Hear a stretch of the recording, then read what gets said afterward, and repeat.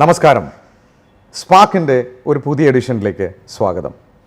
സമൂഹത്തിൽ നന്മ ചെയ്യുന്നവരുടെയും ജീവിതത്തിൽ വിജയിച്ചവരുടെയുമൊക്കെ കഥ നിങ്ങളിലേക്ക് എത്തിക്കുന്ന ഒരു ചാനലാണ് സ്പാർക്ക്. അതെ, നമ്മൾ സ്പാർക്ക് ഉണ്ടാക്കാൻ പ്രാപ്തരായവരെ പരിചയപ്പെടുത്തുന്ന ഒരു പ്രോഗ്രാമാണിത്. ഇന്ന് പുതിയൊരു എപ്പിസോഡുമായി ഞാൻ നിങ്ങളുടെ മുന്നിലെത്തിയിരിക്കുകയാണ്. ഇന്നത്തെ എപ്പിസോഡിൽ എറണാകുളത്ത് ആലുവയിൽ നിന്ന് വളർന്ന് പന്തലിച്ച് ലോകമെമ്പാടും അറിയപ്പെടുന്ന ഒരു വലിയ സ്ഥാപനത്തിൻ്റെ സാരഥിയെയാണ് ഞങ്ങളിന്ന് പരിചയപ്പെടുത്തുന്നത്. അദ്ദേഹത്തിൻ്റെ പേര് ശ്രീ കുഞ്ഞച്ചൻ. അർജുന എക്സ്ട്രാക്ട്സ് എന്ന കമ്പനിയിൽ നിന്ന് അവിടെ നിന്ന് വളർന്ന് ലോകമെമ്പാടും അറിയപ്പെടുന്ന ഒരു സംരംഭകനായി തീർന്ന ഒരു നല്ല കഥയാണ് ഞാൻ നിങ്ങളുടെ മുന്നിൽ നിന്ന് അവതരിപ്പിക്കുന്നത്. ശ്രീ കുഞ്ഞച്ചൻ സാർ നമ്മുടെ കൂടെയുണ്ട്. സർ, സ്വാഗതം സ്പാർക്കിലേക്ക്. സാറിൻ്റെ കഥ പറഞ്ഞു തുടങ്ങണമെങ്കിൽ സാറിൻ്റെ ചെറുപ്പകാലം പറഞ്ഞു തുടങ്ങണമെന്ന് എനിക്ക് തോന്നിയിട്ടുണ്ട്. താങ്കൾ 18 വയസ്സിൽ സംരംഭകനായി എന്നാണ് ഞാൻ കേട്ടിട്ടുള്ളത്. ആ ചെറുപ്പകാലം താങ്കളുടെ ഒന്ന് വിശദീകരിക്കാമോ നമ്മുടെ ഓഡിയൻസിന് വേണ്ടിയിട്ട്? ഞാൻ ആലുവ അടുത്തുള്ള ഒരു ഗ്രാമം Kunnukara, it's A purely remote village. ഒരു അഗ്രികൾച്ചർ ബേസ്ഡ് ആയിട്ടുള്ള കുറേ കൃഷിക്കാരും അതുകൊണ്ട് അനുബന്ധിച്ചുള്ള കുറേ ജീവിതമുള്ള ഒരു നാടാണ്. അവിടെയാണ് ഞാൻ ജനിച്ചതും വളർന്നതും. അവിടെ ഞാൻ പഠിക്കുമ്പോൾ എൻ്റെ കുടുംബത്തിൽ 6 അംഗങ്ങളുണ്ടായിരുന്നു. അവരെല്ലാം എന്നെക്കാളും മൂത്ത 3 പേരുണ്ടായിരുന്നു. അവരെല്ലാം എൻ്റെ ഫാദർ പഠിപ്പിച്ചു. അൺഫോർച്ചുനേറ്റ്ലി 4ാമനായ എനിക്ക് പിന്നെ തുടർന്ന് പഠിക്കാനുള്ള സാമ്പത്തികമായ ബുദ്ധിമുട്ട് കൊണ്ട് പ്രീ ഡിഗ്രി പാസ്സായപ്പോൾ ഞാനത് നിർത്തി കഴിഞ്ഞിട്ട് പിന്നെ പഠിക്കാൻ പറ്റില്ല എന്നുള്ളത് എനിക്ക് വളരെ വ്യക്തമായിട്ട് മനസ്സിലായി. തുടർന്ന് പഠിക്കണം എന്നുള്ള ആഗ്രഹം ഉണ്ടായിരുന്നു, പക്ഷേ സാധിക്കില്ല എന്നെനിക്ക് വ്യക്തമായപ്പോൾ വെറുതെ ഇരിക്കുക എന്നുള്ള ശീലം ഞാൻ ചിന്തിച്ചിട്ടില്ല. ഇമ്മീഡിയറ്റ്ലി ഞാൻ എന്തെങ്കിലും ഒരു തൊഴിൽ സ്വന്തമായിട്ട് ചെയ്യാം എന്ന് വിചാരിച്ചു.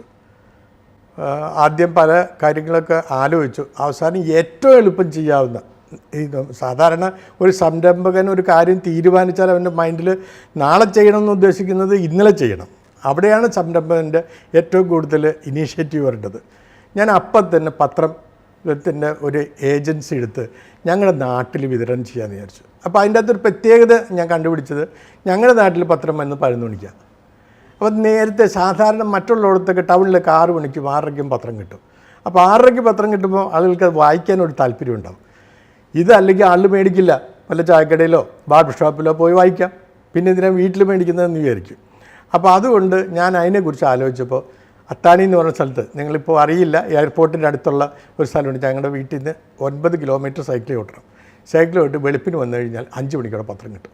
ആ പത്രം മേടിച്ച് തിരിച്ച് ഞാൻ കൊണ്ടുപോയി ഞങ്ങളുടെ നാട്ടിൽ 6:30 മണിയാകുമ്പോൾ തുടങ്ങി വിതരണം ചെയ്താൽ 8 മണിയാകുമ്പോഴേക്കും തീരും. അതിലൊരു പുതുമയുണ്ടായിരുന്നു. അപ്പോൾ പലരും പത്രം വാങ്ങാതിരുന്നവർ പത്രം വാങ്ങാൻ തുടങ്ങി. രാവിലെ പത്രം കിട്ടും എന്നുള്ളവർക്ക് വീട്ടിൽ നിന്ന് പുറത്തുനിന്ന് ഇറങ്ങുന്നതിന് മുമ്പ് പത്രം കിട്ടും. എന്തായാലും ഞാനത് വളരെ ഭംഗിയായിട്ട് ചെയ്തു. അന്ന് സാറിന് 18 വയസ്സാണ് പ്രായം? 18 വയസ്സേ ഉള്ളൂ. 18 വയസ്സിൽ എത്ര കിലോമീറ്റർ സൈക്കിൾ കിട്ടുമായിരുന്നു? മേ ബി 8 8 16 അങ്ങോട്ടും ഇങ്ങോട്ടും സൈക്കിൾ പത്രം എടുക്കാൻ പോകാനായിട്ട് വേണം. പിന്നെ അത് കഴിഞ്ഞിട്ട് ഒരു 5-6 കിലോമീറ്റർ ഇൻസൈഡ്. അത് ഇതുപോലത്തെ ടൗണിലുള്ളമാരെ ഒരു വീട്ടിൽ നിന്ന് അടുത്ത വീട്ടിലൊന്നും കയറാൻ പറ്റില്ല.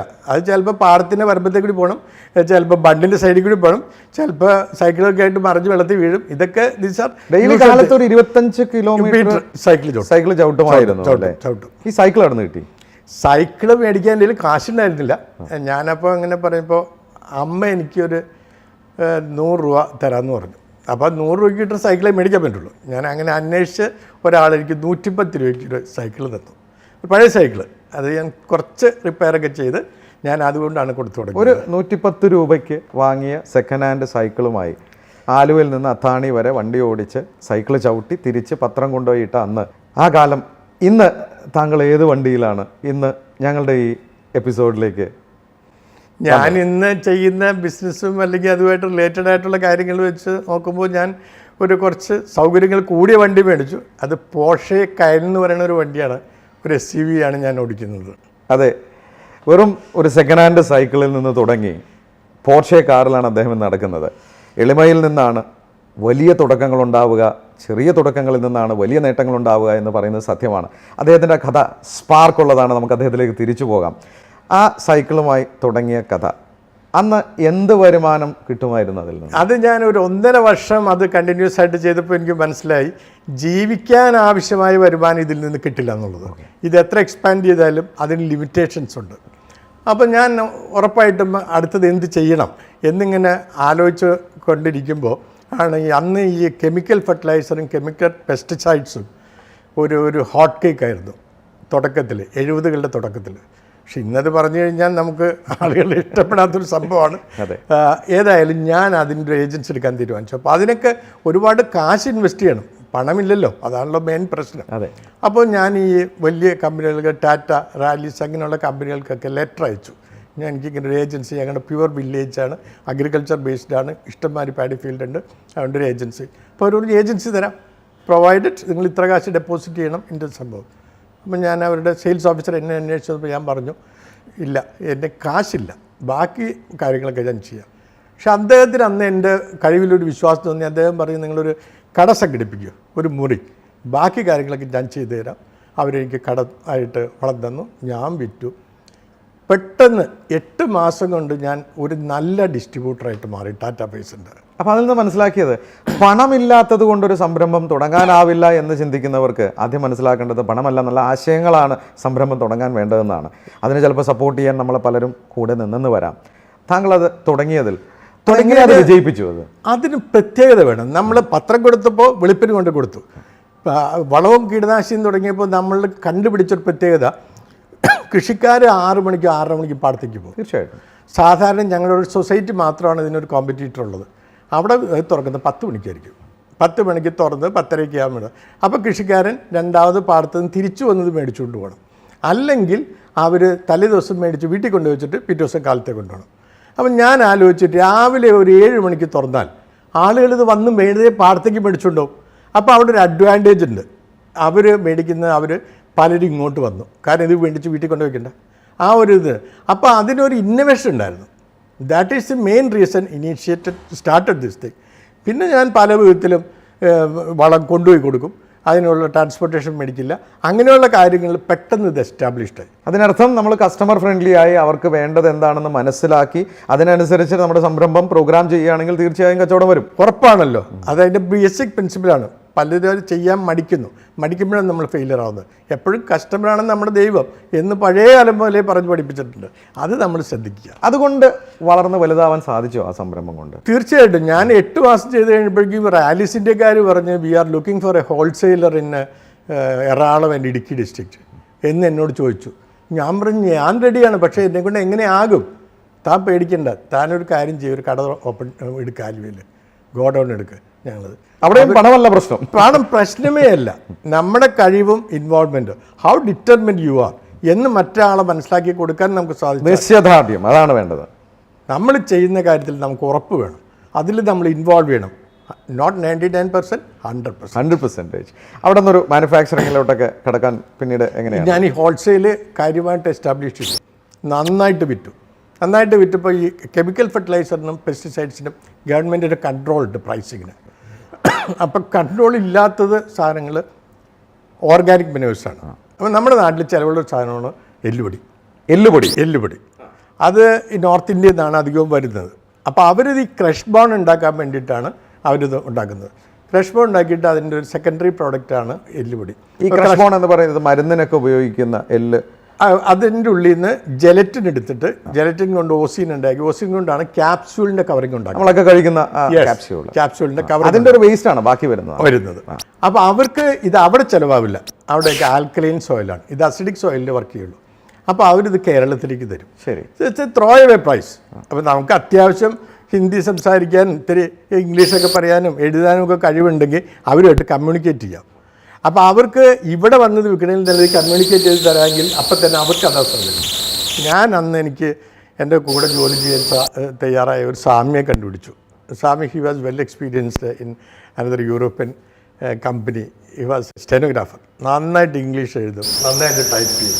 അങ്ങേരെ എന്നെ ഹെൽപ്പ്. ഇത് രണ്ടും നമുക്കറിയില്ല, ഇത് നമുക്ക് രണ്ടും അറിയില്ല, നമ്മൾ പഠിച്ചിട്ടില്ല. അറിവുള്ള ഒരാളെ കൂടെ കൊണ്ടുവന്നു. ആവശ്യമുള്ള ഒരാളെ കിട്ടി. ഞാൻ എഴുതി, എനിക്ക് ഇഷ്ടംമാതിരി എല്ലുപൊടി കിട്ടി. ഞാൻ അങ്ങനെയാണ് കിടന്നത്. അത് എങ്ങനെ പൊടിച്ചു? പിന്നെ പൊടിക്കണ്ട, അത് പൗഡറായിട്ടാണ് അവർ തന്നത്. നമ്മളിത് ബാഗണിൽ വരുത്തി ഇവിടെ വിറ്റാൽ മതി. അങ്ങനെ തന്നെ പാക്ക് ചെയ്ത് വിറ്റാൽ മതി. ഞാൻ ചെയ്ത് ഇറ്റ് ഹസ് ഡൺ വെൽ. കുറച്ച് കഴിഞ്ഞപ്പോൾ എല്ലാത്തിനും അപ്സ് ആൻഡ് ഡൗൺസ് ഉണ്ടാവില്ല, അത് നമ്മൾ പ്രതീക്ഷിക്കണം. എന്നും എല്ലാ കാലവും നമ്മുടെ വായിൽ സ്വർണ്ണക്കരണ്ടി ഉണ്ടാകുമെന്ന് നമ്മൾ പ്രതീക്ഷിക്കും. കോമ്പറ്റീഷൻ വരും. ഏതായാലും കുറച്ച് കഴിഞ്ഞപ്പോൾ നാച്ചുറലി ഈ സാധനത്തിന് അവർ വേറെ ഉപയോഗം കണ്ടുപിടിച്ചു നോർത്ത് ഇന്ത്യയിൽ. അതോടുകൂടി ഇതിൻ്റെ വരവ് ഇങ്ങോട്ട് കുറഞ്ഞു. അവർക്കിത് ട്രെയിനിൽ കയറ്റാണ്ട് കാത്തിരിക്കാതെ അവിടെ തന്നെ ഡിസ്പോസ് ചെയ്യാനുള്ള സംവിധാനം കിട്ടി. അപ്പോൾ ഇത് കുറഞ്ഞു. അപ്പോൾ നമ്മുടെ ബിസിനസ്സിൻ്റെ ഇൻകം നാച്ചുറലി റെഡ്യൂസ്ഡ്. അപ്പോൾ ബാക്ക്വേർഡ് ഇൻറ്റിഗ്രേഷൻ നമ്മൾ സ്വന്തമായി ഉൽപ്പാദിപ്പിക്കണം. പിന്നെ നമ്മൾ ആലോചിച്ചു, യെസ് എക്സാക്ട്ലി, ബാക്ക്വേർഡ് ഇൻറ്റിഗ്രേഷൻ നമുക്ക് ആലോചിച്ചാൽ എന്താ. അപ്പോഴാണ് നമ്മൾ എല്ലുപൊടി കമ്പനി തുടങ്ങുന്ന കാര്യത്തെക്കുറിച്ച് ആലോചിച്ചത്. അപ്പോൾ ഇവിടേക്ക് അന്വേഷിച്ചപ്പോൾ ഇവിടെ പോപ്പുലേഷൻ കൂടുതലാണ്, പ്രശ്നമാണ്. അപ്പോൾ അതുകൊണ്ട് ഇവിടെ തുടങ്ങിയാൽ ആളുകൾ ഒച്ചപ്പാടുണ്ടാക്കും, ഇതിൻ്റെ സ്മെല്ലും കാര്യങ്ങളൊക്കെ. ഏതായാലും ഞാൻ തുടങ്ങണമെന്ന് തീരുമാനിച്ചപ്പോൾ എനിക്ക് പിന്നെ തുടങ്ങാതെ പറ്റില്ല. ഞാൻ ഉടനെ എൻ്റെ ഒരു ഫ്രണ്ടുമായിട്ട് നേരെ ഒരു ട്രെയിനിൽ കയറി കോയമ്പത്തൂർക്ക് പോയി. അവിടെ ചെന്ന് കണ്ടുപിടിക്കുകയാണ് എങ്ങനെ അവിടെ എല്ലുപൊടി കമ്പനി.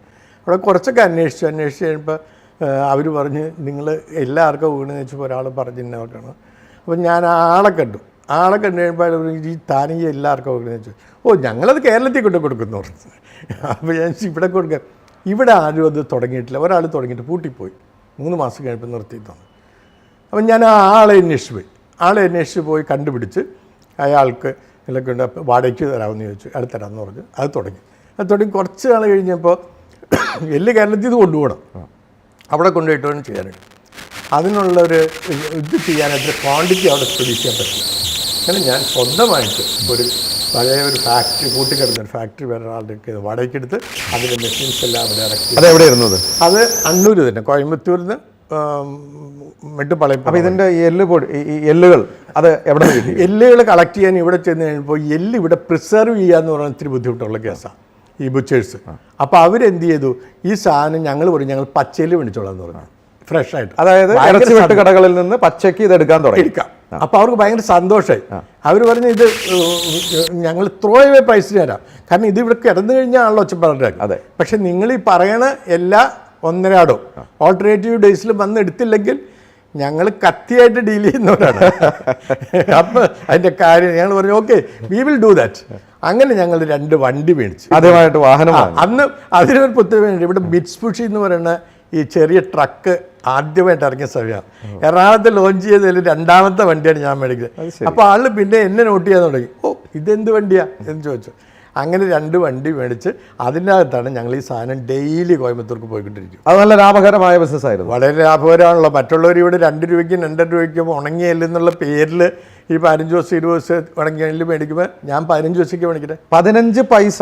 15 പൈസ. പിന്നെ എൻ്റെ ട്രാൻസ്പോർട്ടേഷൻ എല്ലാം കൂടി കൊണ്ട് ഹാർഡ്ലി 50 to 60 പൈസ.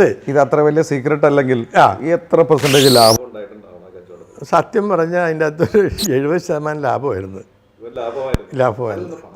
പണം ഉണ്ടാക്കി. അവിടെ നിന്നാണ് സാർ അർജുന എക്സ്ട്രാക്ട്സ് എന്ന് പറയുന്ന ആ കമ്പനിയിലേക്ക് പോകുന്നത്. അതിൻ്റെ തുടക്കം എങ്ങനെയായിരുന്നു? അതിൻ്റെ തുടക്കം ഞാൻ ബോൺമീൽ നടത്തി ഫെർട്ടിലൈസർ പെസ്റ്റിസൈഡ് ഡിസ്ട്രിബ്യൂഷൻ നല്ല രീതിയിൽ നിൽക്കുന്ന സമയമാണ്. ആ സമയത്ത് ആയിരുന്നു എൻ്റെ വിവാഹം. വൈഫിൻ്റെ ആങ്ങള മഹാരാജാസിൽ MSc പഠിക്കുകയാണ്, അതായത് oil and facts, Benny Antony. അപ്പോൾ അദ്ദേഹം ഇത് പഠിച്ചുകൊണ്ടിരിക്കുമ്പോൾ എന്നോട് പറയും എന്തെങ്കിലും ഒരു ഇൻഡസ്ട്രി തുടങ്ങണം, എനിക്ക് അതിനോട് വലിയ താല്പര്യമുണ്ടെന്ന് പറയും. ഇപ്പോൾ സ്വാഭാവികമായിട്ടും ഞാൻ പറയും ഞാൻ റെഡിയാണ്, ഓക്കെ കുഴപ്പമില്ല. അപ്പോൾ അതിനെക്കുറിച്ച് കൂടുതൽ അന്വേഷിച്ചപ്പോൾ ഇത് എക്സ്പോർട്ട് റിലേറ്റഡ് പ്രോഡക്റ്റ്സ് ആണ്. അത് നമുക്ക് ഉണ്ടാക്കിയെടുത്ത് നമുക്ക് എക്സ്പോർട്ട് ചെയ്യാം ഇൻ്റർനാഷണൽ മാർക്കറ്റിൽ. ഇതിന് എന്ത് ഉൽപ്പന്നമാണ്? അപ്പോൾ അത് ആദ്യമായിട്ട് പറഞ്ഞത് ഒരു കടുകിൽ നിന്നൊരു ഓയിൽ. അപ്പോൾ കടുകിൽ നിന്ന് ഓയിൽ നിന്ന് നമ്മളൊക്കെ ഉദ്ദേശിക്കുന്നത് വെജിറ്റബിൾ ഓയിലാണ്. അതെ, വെജിറ്റബിൾ ഓയിൽ, കുക്കിംഗ് ഓയിൽ. അതല്ലാതെ അതിൻ്റെ അകത്തൊരു ഓയിൽ ഉണ്ടെന്ന് ബെന്നി എന്നോട് പറഞ്ഞു. അപ്പോൾ എന്തിനാണെന്ന് ചോദിച്ചപ്പോൾ അതൊരു ഫ്ലേവറിങ് ഓയിലാണ്, അത് എസെൻഷ്യൽ ഓയിലാണ്. But it's hardly very negligible ഈൽഡേ എനിക്ക് കിട്ടുള്ളൂ. അതിന് ഒരു 0.5% എന്ന് പറഞ്ഞു കഴിഞ്ഞാൽ ഇറ്റ് കംസ് അറൗണ്ട് 1 ടണ്ണിൽ നിന്ന് 5 കിലോ. 1 ടണ്ണിൽ നിന്ന് 5 കിലോ എക്സ്ട്രാക്ട് കിട്ടും. ഇത് എന്തിനു വേണ്ടി ഉപയോഗിക്കുന്ന? അത് ശരിക്കും ഈ മയണൈസ് എന്നൊക്കെ പറഞ്ഞിട്ട് ഫോറിനിൽ വിദേശ രാജ്യങ്ങളിലൊക്കെ ഒരു ഭക്ഷണം കഴിക്കുമ്പോൾ ഒരു പേസ്റ്റ് കഴിക്കും. പേസ്റ്റ് ഇതിനോട് ടച്ച് ചെയ്യാൻ വേണ്ടി ഉപയോഗിക്കും. അതിൻ്റെ അകത്ത് ചേർക്കുന്ന one of the main component. അത് ഇവിടെ എല്ലാ മാർക്കറ്റ്, അപ്പോൾ വിദേശത്താണ്. ഇവിടെ മാർക്കറ്റ് ഇല്ല. ഈവൻ ടുഡേ ഞങ്ങൾ 28 വർഷം മുമ്പാണ് ഇത് ഉണ്ടാക്കിയത്. അതിനുശേഷം ഇവിടെ ഇന്നും മാർക്കറ്റ് ഇല്ല. അപ്പോൾ അത് ഉണ്ടാക്കാനുള്ള ടെക്നോളജി ഇതൊന്നും അറിയില്ല, അതൊന്നും അറിയില്ല. അദ്ദേഹം ഹീസ് എ ടെക്നോക്രാഫ്റ്റ് 100%. അപ്പോൾ ഞങ്ങളുടെ ആ ഒരു വെഞ്ചറിലുള്ള ഒരു അഡ്വാൻറ്റേജ് അതായിരുന്നു. ഹീസ് എ 100% ടെക്നോക്രാറ്റ്, വെരി ഇനീഷ്യേഷനുള്ള ഒരു ചെറുപ്പക്കാരൻ. പുള്ളി ഞാനൊരു എൻ്റർപ്രണർ, ഞങ്ങൾ രണ്ടുപേരും ഒന്നിച്ചു കഴിയുമ്പോൾ ശരിക്കും ഒരു നാണയത്തിന് രണ്ട് സൈഡായി. അപ്പോൾ ഇദ്ദേഹം കൂടി ജോയിൻ ചെയ്യുന്ന സമയത്ത് താങ്കൾ എല്ലുപൊടിയിൽ നിന്നാണ് അതെ സുഗന്ധവ്യഞ്ജനത്തിലേക്ക് മാറുന്നത്. അതെ അതെ, അത് തമ്മിൽ യാതൊരു ബന്ധവുമില്ല. അത് എന്നെ ഒരു ബാങ്കുകാരൻ പറഞ്ഞ് കളിയാക്കുകയും ചെയ്ത്. ഞാനൊരു SBIയിൽ ഒരു ലോണിന് ചെന്ന് ഈ പ്രോജക്റ്റിന്. ആ പ്രോജക്റ്റിന് ചെന്ന് കഴിഞ്ഞപ്പോൾ അദ്ദേഹം പറഞ്ഞ്, നിങ്ങൾ എൻ്റെ ബാക്കി ഹിസ്റ്ററിയൊക്കെ എടുത്ത് നോക്കിയിട്ട് അങ്ങനെ പറഞ്ഞ് ഓക്കെ. അപ്പോൾ അങ്ങനെ ഈ എസൻഷ്യൽ ഓയിൽ റിലേറ്റഡ് ആയിട്ട് ഒലിവർസിൻ കമ്പനികളുടെ ആ കാലത്ത് തുടങ്ങി 2 കൂടെ പൂട്ടിപ്പോയി. അപ്പോൾ എനിക്കൊരു സംശയമുണ്ട്, ഇത് നടക്കാൻ പോകുന്ന പ്രോജക്റ്റല്ല. അപ്പോൾ അത് ഒഴിവാക്കാൻ വേണ്ടി എങ്ങനെ നിങ്ങൾ ഇതുവരെ ചെയ്തത് എന്താ പരിപാടി എന്ന് ചോദിച്ചാൽ ഞാൻ പറയും വളവും കീടനാശിനിയും അതിൻ്റെ കൂട്ടത്തിൽ എല്ലുപൊടി കമ്പനി ഉണ്ടായിരുന്നത്. അത് കഴിഞ്ഞ് നിങ്ങൾ ഉണ്ടാക്കാൻ പോകുന്നത് സുഗന്ധവ്യഞ്ജനം. ഇതിൻ്റെ കോറിലേഷൻ എനിക്ക് മനസ്സിലാവണില്ലല്ലോ എന്ന് പറഞ്ഞു. അപ്പം ഞാൻ പറഞ്ഞ് എനിക്ക് സാറ് പറഞ്ഞതിൻ്റെ അർത്ഥം പിടിയിട്ടില്ല. കാരണം എന്ന് പറഞ്ഞു കഴിഞ്ഞാൽ ഞാൻ ഇതിനു മുമ്പ് വളവും കീടനാശിനി തുടങ്ങിയത് എൻ്റെ വീട്ടിലുണ്ടാക്കിയ ഉൽപ്പന്നമോ അല്ലെങ്കിൽ എൻ്റെ വീട്ടുകാരായിട്ട് തുടങ്ങിയ ഒരു ഇതല്ലായിരുന്നു. അതൊരു പുതിയ വെഞ്ചറായിരുന്നു, ഞാൻ സക്സസ്ഫുള്ളായി. അതിനുശേഷം എല്ലുപൊടി കമ്പനി ഉണ്ടാക്കി. എല്ലുപൊടി എൻ്റെ ഫാദർ ബുച്ചറോ അല്ലെങ്കിൽ അതുമായിട്ട് എന്തെങ്കിലും ബന്ധമുള്ള ആളല്ലായിരുന്നു. എല്ലുപൊടി കമ്പനി ഉണ്ടാക്കി, ഞാനത് വിറ്റു. അത് ഇതുമായിട്ട് റിലേറ്റഡ് അല്ലേ, അപ്പോൾ അത് വിൽക്കാൻ എളുപ്പമാണ്. ഈ സാധനം ഇവിടെ ആർക്കും വേണ്ടെന്ന് നിങ്ങൾ തന്നെ പറയുന്നു എക്സ്പോർട്ട് ചെയ്യാനായിട്ട്. ഞാൻ പറയും പോസിബിൾ വേ ഇസ് ദെയർ, അതിലൊന്നും എനിക്കൊരു സംശയമില്ല. ഈ പ്രോജക്റ്റ് ഫീസിബിളാണെന്ന് എൻ്റെ പ്രോജക്റ്റ് റിപ്പോർട്ട് നോക്കി സ്റ്റഡി ചെയ്തിട്ട് സാറിന് സാധിക്കുമെങ്കിൽ സാറിലുണ്ട്. അപ്പോൾ തരില്ല എന്നുള്ള ഏകദേശം എനിക്ക് മനസ്സിലായി. ഞാൻ പറയും നിങ്ങളുടെ അവതാരിയൊന്നും എനിക്ക് ആവശ്യമില്ല, എനിക്ക് ചോദിച്ചിട്ട് അർഹപ്പെടുന്നെങ്കിൽ തന്നാമെന്ന് പറഞ്ഞ് ഞാനോട് തിരിച്ചു വന്നു. അപ്പോൾ ഈ ഫാക്ടറി പിന്നെ ഇത് എങ്ങനെ ഉണ്ടാക്കി? ഫാക്ടറി ഉണ്ടാക്കി പിന്നെ എനിക്കതിന് ക്ഷമിക്കാനുള്ള കഴിവില്ലാതെ ഞാൻ നേരത്തെ പറഞ്ഞല്ലോ. ഒരു എന്റർപ്രണർ ആണെങ്കിൽ നിങ്ങളത് തുടങ്ങിയാൽ നിങ്ങൾ അതായിരിക്കും മാത്രമേ നിങ്ങളുടെ കണ്ണിലുണ്ടാവും. തീരുമാനിച്ചാൽ അതിന്റെ പുറകെ ഇംപ്ലിമെന്റ് ചെയ്യണം. അതിന് വേറെ ഒന്നും അതിനിടയ്ക്ക് ഒരു തടസ്സം ഉണ്ടാകാൻ പാടില്ല.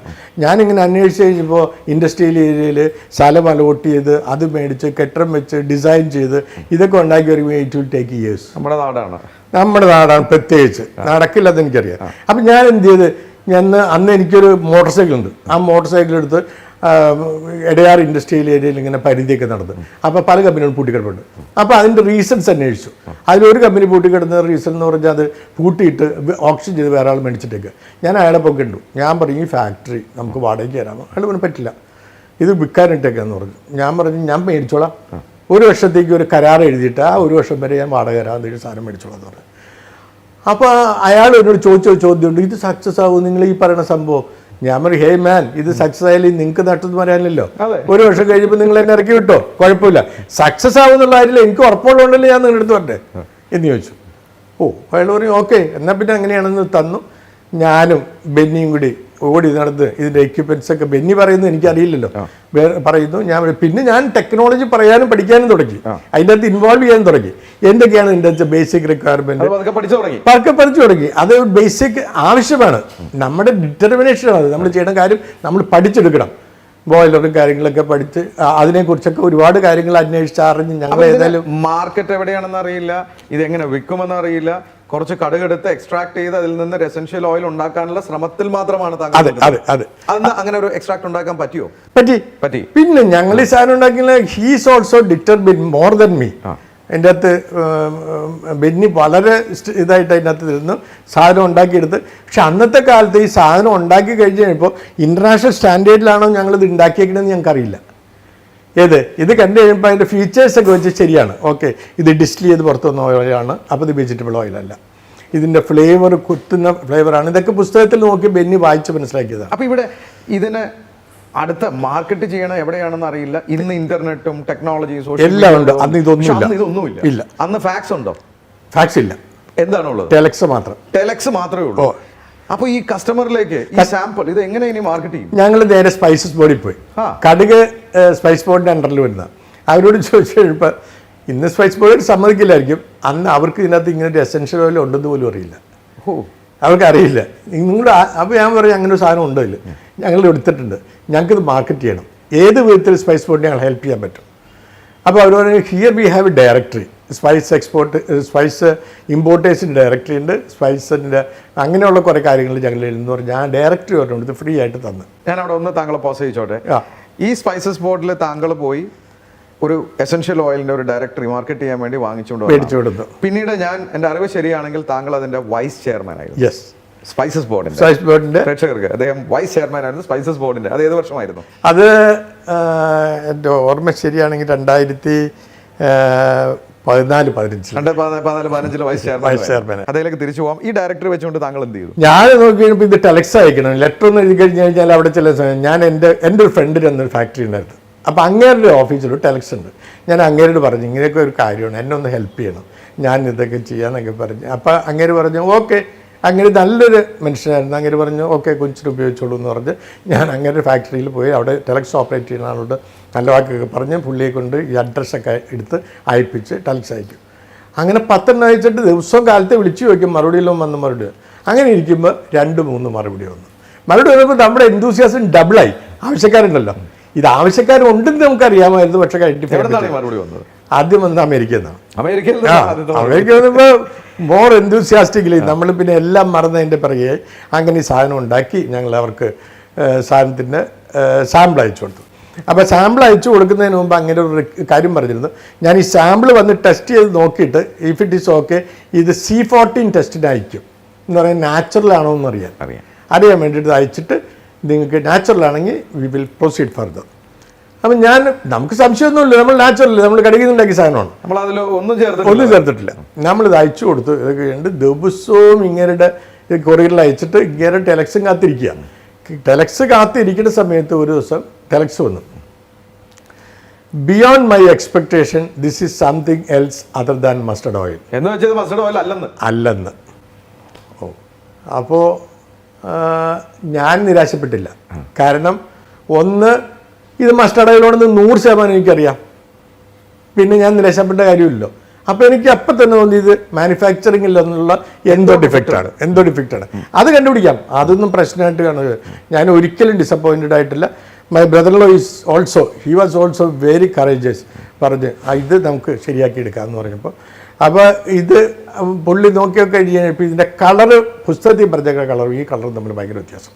ഇതൊരു ഡാർക്ക് ബ്രൗൺ കളറാണ് ഞങ്ങൾക്ക് കിട്ടിയത്. പുസ്തകത്തിൽ പറയുന്നത് കളർലെസ് യെല്ലോയിഷ് ടു കളർലെസ് എന്നാണ് പറഞ്ഞേക്കുന്നത്. അപ്പോൾ പിന്നെ അത് മാറ്റാനുള്ള പരിപാടി ബെന്നി തുടങ്ങി. അപ്പോൾ അങ്ങനെ വന്നപ്പോഴേക്കും വേറെ 1-2 എൻക്വയറീസ് ഒക്കെ വന്നു. അപ്പോൾ അവർക്ക് ഞങ്ങൾ സാമ്പിൾ അയക്കാൻ ഒന്ന് വൈകി, കാരണം ഇതൊന്ന് റെക്ടിഫൈ ചെയ്തിട്ട് അയച്ചാലോ. അങ്ങനെ ഇരിക്കുമ്പോൾ ആദ്യമായിട്ട് 90-ൽ സ്പൈസസ് ബോർഡ് ഒരു വേൾഡ് സ്പൈസ് കോൺഫറൻസ് എന്ന് പറയും ബാംഗ്ലൂരിൽ, ഒരു ഓൾ വേൾഡ് സ്പൈസ് ബയേഴ്സിൻ്റെയും സെല്ലേഴ്സിൻ്റെയും ഒരു കോൺഫറൻസ് വെച്ചു. ചോദിച്ചു കഴിയുമ്പോൾ ഞങ്ങളും പോയി രജിസ്റ്റർ ചെയ്തു.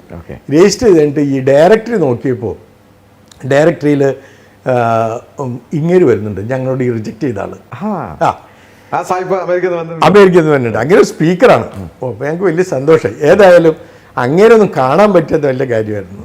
ഏതായാലും ഇങ്ങനെ ഒരു ടെലക്സ് അയച്ചു, ഇങ്ങനെ വരുന്നുണ്ടല്ലോ, ഞങ്ങൾക്കൊന്ന് കാണാൻ പറ്റുമെന്ന് ചോദിച്ചു. അപ്പോൾ ഇയാൾ യെസ് എന്ന് പറഞ്ഞു. യെസ് എന്ന് പറഞ്ഞിട്ട് ഇയാൾ ഈ സ്പൈസ് കോൺഗ്രസ് തുടങ്ങുന്ന ഒരു ദിവസം വൈകിട്ടാണ്. അന്ന് ഇനാഗ്രേഷനും വൈകുന്നേരം ഒരു ചെറിയ പരിപാടിയൊക്കെ ഉള്ളൂ. പിറ്റേ ദിവസം രാവിലെയാണ് സെഷൻസ് തുടങ്ങുന്നത്. അപ്പോൾ അയാൾ പറഞ്ഞ് ഞാൻ തലേ ദിവസം തന്നെ എത്തും, പിറ്റേ ദിവസം രാവിലെ ബ്രേക്ക്ഫാസ്റ്റ് നമുക്ക് കാണാമെന്ന് പറഞ്ഞു. ഓക്കെ, സന്തോഷമായി. ഞങ്ങൾ രണ്ടുപേരും പോയി അവിടെ രജിസ്റ്റർ ചെയ്ത് ഈ ഇനാഗ്രൽ ഫംഗ്ഷനൊക്കെ ചെയ്ത് കഴിഞ്ഞ് കഴിഞ്ഞപ്പോൾ അവിടെ തന്നെ താമസിക്കണേ. അപ്പോൾ നമ്മൾ താമസിക്കണ അവിടെയാണെന്നും എല്ലാ ഡീറ്റെയിൽസും പുള്ളി കൊടുത്തിട്ടുണ്ട്. ബെന്നി എൻ്റെ ബ്രദറിലോ പറഞ്ഞു, അങ്ങനെ ഒരു കസിൻ അവിടെ ബാംഗ്ലൂരിൽ എവിടെയുണ്ട്, അവിടെ ഒന്ന് പോയിട്ട് രാത്രി അവൻ്റെ കൂടെ ഭക്ഷണം കഴിച്ചിട്ട് തിരിച്ചു വരാമെന്ന് പറഞ്ഞു. ഞാൻ പറഞ്ഞു ഓക്കെ എന്ന് പറഞ്ഞു. അപ്പോൾ പിറ്റേ ദിവസം കാലത്തെ ആണല്ലോ ഇങ്ങനെ കാണണ്ടേ. പുള്ളി പോയി കുറച്ച് കഴിയുമ്പോൾ അന്ന് സെൽഫോണും ഫോൺ നമ്പറും ഒന്നുമില്ല, ഒരു സംവിധാനവുമില്ല. പോയി കുറച്ച് നേരം കഴിഞ്ഞപ്പോൾ എനിക്ക് മുറിയിലേക്കൊരു ഫോൺ. അപ്പോൾ എന്നോട് ചോദിച്ചു ആര് കുഞ്ഞച്ചൻ ഞാൻ ചോദിച്ചാൽ അതൊക്കെ പറഞ്ഞതുപോലും മനസ്സിലായില്ല, പക്ഷേ ഏകദേശം ഞാൻ ഗസ് ചെയ്തെടുത്തു.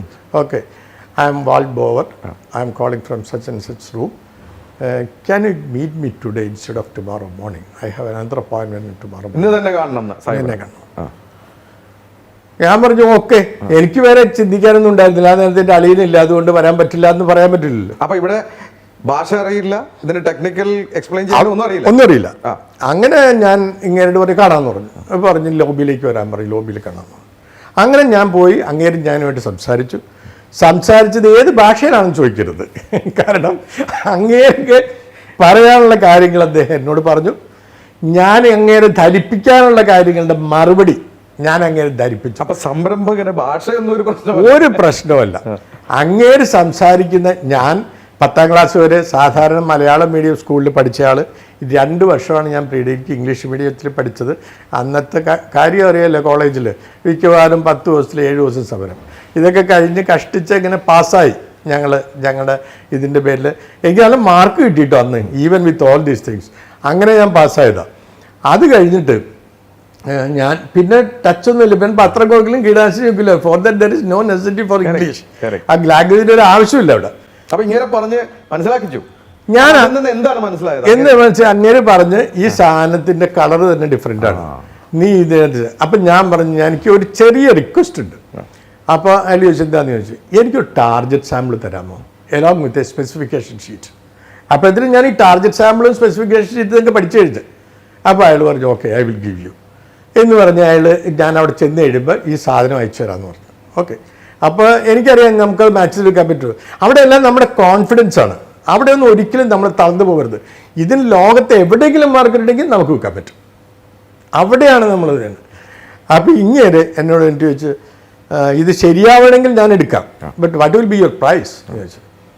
അപ്പം ഞാൻ പറഞ്ഞ് പ്രൈസ്, അപ്പം ഞാൻ ഇതിൻ്റെ കടുകിന് മേടിക്കുന്ന കാശ്, അതിവിടെ കൊണ്ടുവരുന്ന കാശ്, പൊടിക്കുന്ന കാശ്, അതിന് പ്രോസസ് ചെയ്യണ കാശ്, ഇതെല്ലാം കൂടി കൂട്ടി അതിൻ്റെ കൂടെ അത്രയും കാശ് കൂടി കൂട്ടി പിന്നെ ഒരു അത്രയും കൂടി കൂട്ടി ലാഭവും ഒക്കെ കൂട്ടിയിട്ട് ഞാനിങ്ങനെ മസിൽ പിടിച്ചിരുന്നിട്ട് പറഞ്ഞു $200 എന്ന് പറഞ്ഞു. 1 കിലോയ്ക്ക് പെർ kg. അപ്പം ഇയാളും ചിരിച്ച്. അത് കൂടുതലായിരുന്നോ കുറവായിരുന്നോ? അപ്പം ഞാൻ വിചാരിച്ച് ഇത് കൂടിപ്പോയിട്ടായിരിക്കും പുള്ളി ചിരിച്ചത്. അപ്പോൾ പുള്ളി പറഞ്ഞ് this is if you are offering $200 nobody is going to buy from you. ഞാൻ വൈ? ഇതൊക്കെ ഞാൻ മനസ്സിലാക്കി എടുക്കാനുണ്ടോ ഇയാൾ പറയണത്. എനിക്ക് മുഴുവൻ അർത്ഥം ശരിയാൽ മനസ്സിലാക്കിയിട്ടില്ല. അപ്പോൾ പറഞ്ഞ് ഇൻ്റർനാഷണൽ മാർക്കറ്റ് പ്രൈസ് നിങ്ങൾക്ക് അറിയുമോ എന്ന് ചോദിച്ചു. ഞാൻ പറഞ്ഞു ഇല്ല. നാച്ചുറൽ മസ്റ്റർഡ് ഓയിലിൻ്റെ ഇൻ്റർനാഷണൽ മാർക്കറ്റ് പ്രൈസ് $600. $600 സാധനമാണ് $200 കൊടുക്കാമെന്ന് പറഞ്ഞത്. അപ്പോൾ ഞാൻ പറഞ്ഞു ഞാനൊന്ന് പരിങ്ങി.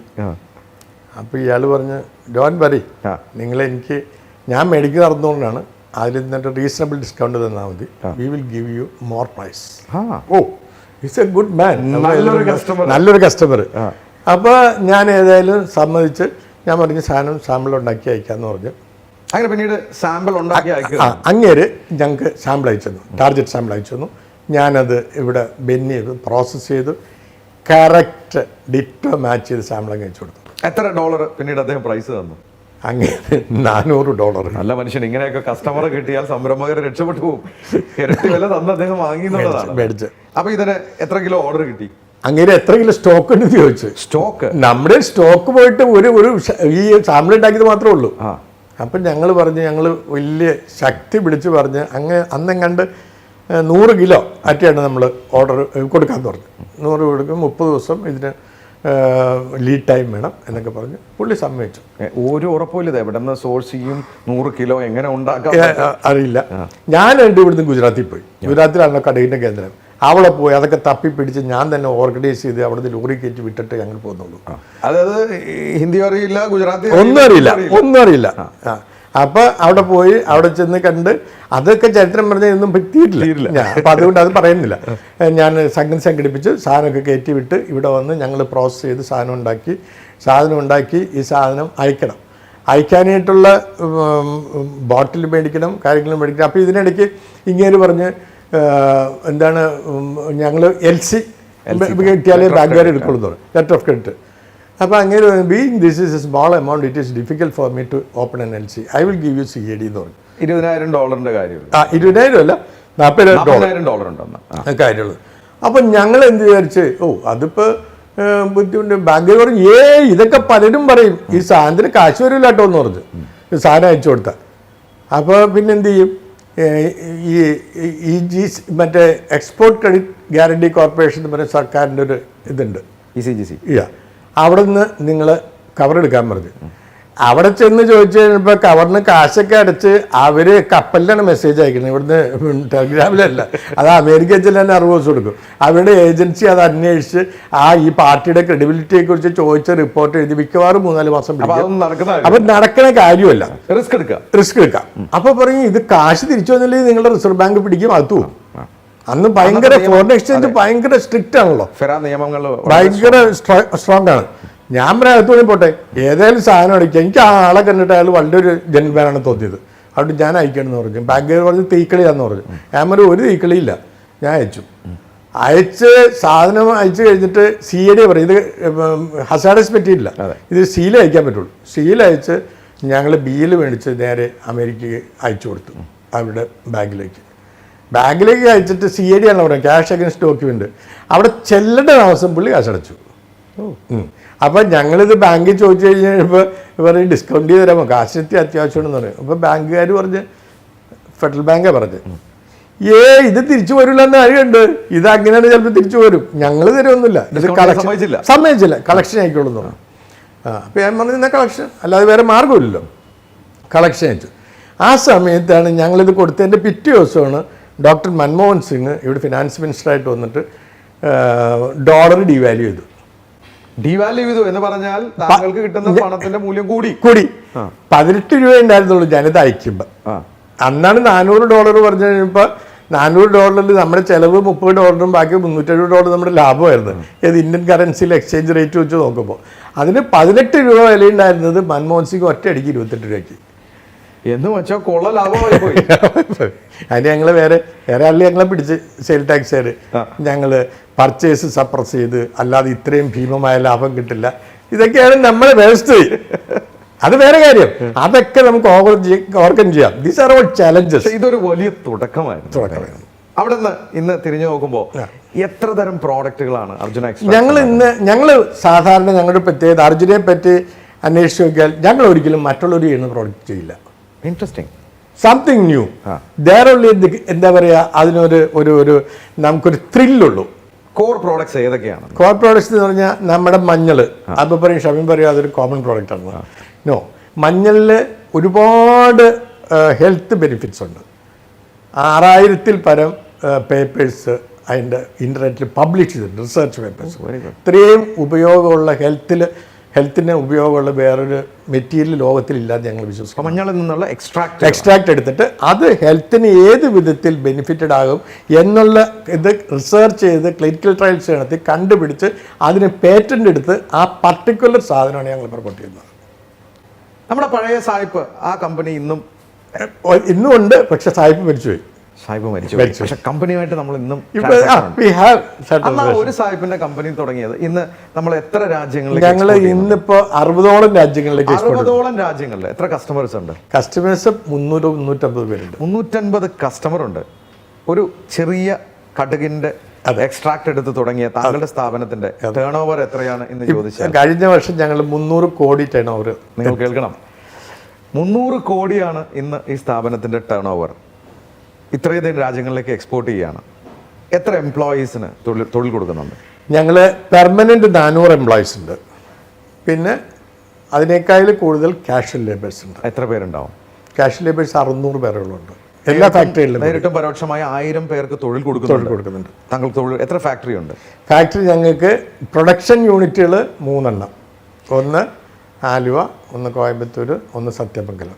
താങ്കളുടെ സ്ഥാപനത്തിന്റെ പ്രത്യേകത താങ്കൾ തന്നെ സൂചിപ്പിച്ചു, പ്രത്യേകതകളുള്ള പ്രോഡക്റ്റുകളാണ് അല്ലേ? പേറ്റന്റുകൾ എടുത്തിട്ടുണ്ടോ?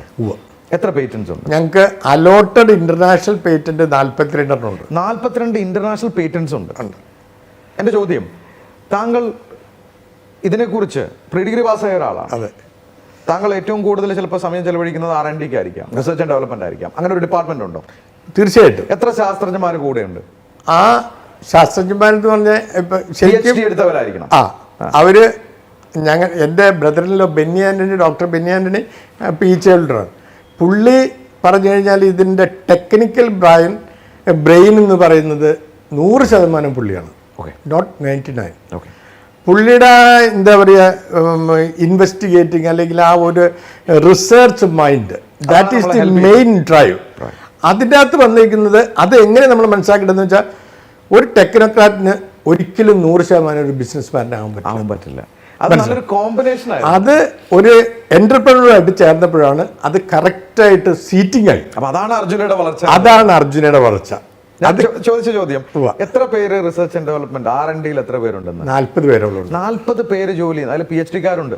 PhD 6 പേരുണ്ട്. 6 പേരുണ്ട്. പ്രീ ഡിഗ്രി പാസ്സായ താങ്കളാണ് അതിനെ ഹെഡ് ചെയ്യുന്നത്. അതെ, അത് വളരെ വലിയ തിരിച്ചറിവാണ്. പ്രീ ഡിഗ്രി പാസ്സായ കുഞ്ഞച്ചൻ സാറാണ് PhD കാരായ R&D ഡിപ്പാർട്ട്മെന്റിലെ 40 പേരെ നയിക്കുന്നത്. അതിനർത്ഥം നമ്മൾ എന്ത് കാര്യവും പഠിച്ചെടുക്കാനുള്ള മനസ്സുണ്ടെങ്കിൽ നമുക്ക് പഠിച്ചെടുക്കാമെന്നുള്ളത് തന്നെയാണ്. ഒരു സംശയം വേണ്ട. നാളെ ഷമീം എൻ്റെ അടുത്ത് പറയുകയാണ്, നമ്മുടെ ഇവര് വലിയ എയർക്രാഫ്റ്റ് മാനുഫാക്ചറിങ് കമ്പനിയുണ്ട്, ആ കമ്പനിക്ക് അല്ലെങ്കിൽ അത് ഏറ്റെടുക്കാൻ നിങ്ങൾ തയ്യാറാണോ? അവർക്ക് ഇന്ന പ്രശ്നങ്ങളുണ്ട്. I M confident about that. ഇതൊന്നും അറിയില്ല. വിശ്വാസം എന്ന് പറയുന്നത് അദ്ദേഹത്തെ ഒരു എയർക്രാഫ്റ്റിന്റെ CEO ആയിട്ട് അപ്പോയിന്റ് ചെയ്താൽ അദ്ദേഹം വിജയിക്കും എന്ന് പറഞ്ഞാൽ പഠിച്ചെടുക്കാനുള്ള മനസ്സുണ്ടെന്നുള്ളത് തന്നെയാണ്. But one thing, I cannot be A second one. ഞാൻ എടുക്കുന്ന തീരുമാനങ്ങൾ ഞാൻ ഇംപ്ലിമെന്റ് ചെയ്യും. അതായത് എവിടെ ചെന്നാലും നമ്പർ 1 ആയിരിക്കണം. ഈ നമ്പർ 2 എന്ന് പറഞ്ഞൊരു പരിപാടിയില്ല. ഇറങ്ങുകയാണെങ്കിൽ അത് നമ്പർ 1 ആയിരിക്കണം. അതാണ് അർജുനയുടെ മന്ത്രം. ഞാൻ 18 വയസ്സിൽ പത്രം കൊടുക്കാൻ തുടങ്ങിയപ്പോഴും പഴവും കീടനാശിനി വിൽക്കാൻ തുടങ്ങിയപ്പോഴും LOD കമ്പനി തുടങ്ങിയപ്പോഴും അർജുന തുടങ്ങിയപ്പോഴും ഞാൻ നമ്പർ 1 തന്നെയായിരുന്നു. ഇനിയിപ്പോൾ ഈ പ്രായം പിന്നെ നമ്പർ 2 ആയിട്ട് വേറെ എവിടെയെങ്കിലും പോകാനുള്ള ചാൻസ് ഇല്ല. താങ്കളുടെ കുടുംബവും ഈ ബിസിനസ്സിൽ ഉണ്ടോ? എൻ്റെ മെയിനായിട്ട് ഞാൻ പറഞ്ഞല്ലോ, എൻ്റെ ബ്രദറിലോ ഉണ്ട്, പിന്നെ എൻ്റെ എൽഡർ ബ്രദർ ഉണ്ടായിരുന്നു, ഹീസ് നോ മോർ. അങ്ങനെ കുട്ടികളുണ്ട്, പിന്നെ എൻ്റെ മകനുണ്ട്. ഞങ്ങൾ എല്ലാവരും ഇതിൻ്റെ അകത്ത് ഇൻവോൾവ് ആണ്. എൻ്റെ നെവ്യൂ ഉണ്ട്. എല്ലാവരും ഇതിൻ്റെ അകത്ത് കുടുംബമായിട്ട് തന്നെ ബിസിനസ്. ഞാൻ താങ്കളുടെ സ്ഥാപനം അർജുന എക്സ്ട്രാക്ട്സിൽ കുറച്ച് നാൾ മുമ്പ് ട്രെയിനിങ്ങുകൾ ചെയ്തിട്ടുണ്ട്, കോർപ്പറേറ്റ് ട്രെയിനിങ് ചെയ്തിട്ടുണ്ട്. അവിടെ ഞാൻ കണ്ട ഒരു പ്രത്യേകത, നല്ലൊരു ടീം വർക്കാണ് എന്ന് എനിക്ക് തോന്നി. എങ്ങനെയാണ് ഇങ്ങനെ ഒരു ടീമിനെ വാർത്തെടുത്തത്? അത് ടീമിനെ വാർത്തെടുക്കുന്നതിൽ ഏറ്റവും കൂടുതൽ ഇനീഷ്യേറ്റീവ് എടുക്കേണ്ടതും സഫർ ചെയ്യേണ്ടതും CEO ആയിരിക്കണം. നമ്മുടെ കൂടെ വർക്ക് ചെയ്യുന്നവർക്ക് നമ്മൾ ഉദ്ദേശിക്കുന്ന എല്ലാ ഗുണങ്ങളും ഉണ്ടാവില്ല, പക്ഷേ പല നല്ല ഗുണങ്ങളുണ്ടാവും.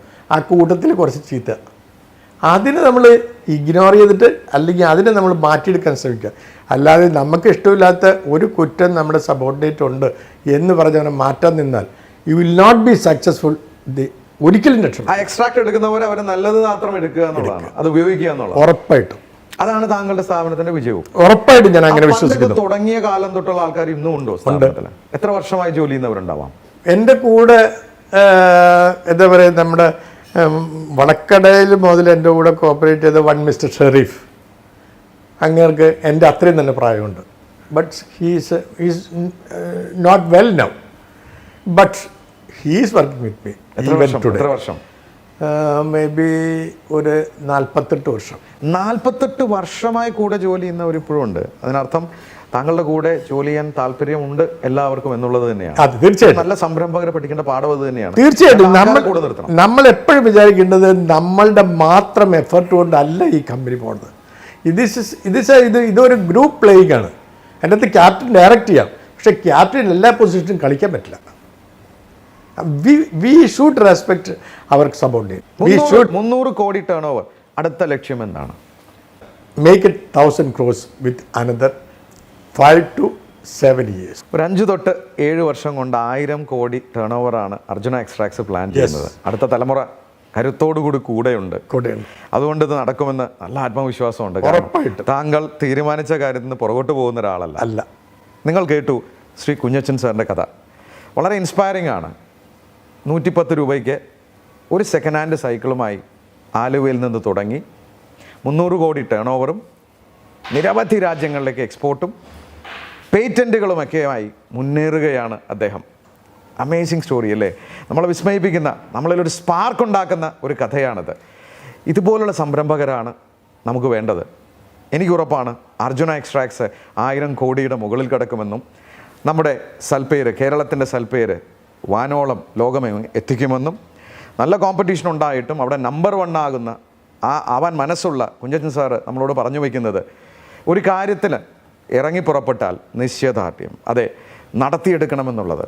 അത് നാളെയല്ല ഇന്നലെ നടക്കുമോ എന്ന് ചിന്തിക്കാനുള്ളൊരു കഴിവ്, അതിൻ്റെ പുറകെ പോയി എത്ര തോൽവിയുണ്ടെങ്കിലും വിജയിക്കാനുള്ളൊരു മനസ്സുണ്ടെങ്കിൽ വിജയിക്കാമെന്നുള്ളത് തന്നെയാണ്. കുഞ്ഞച്ചൻ സർ, താങ്കൾ തീർച്ചയായും ലോകത്തുള്ള എല്ലാ സംരംഭകർക്കും ഒരു മാതൃകയാണ്.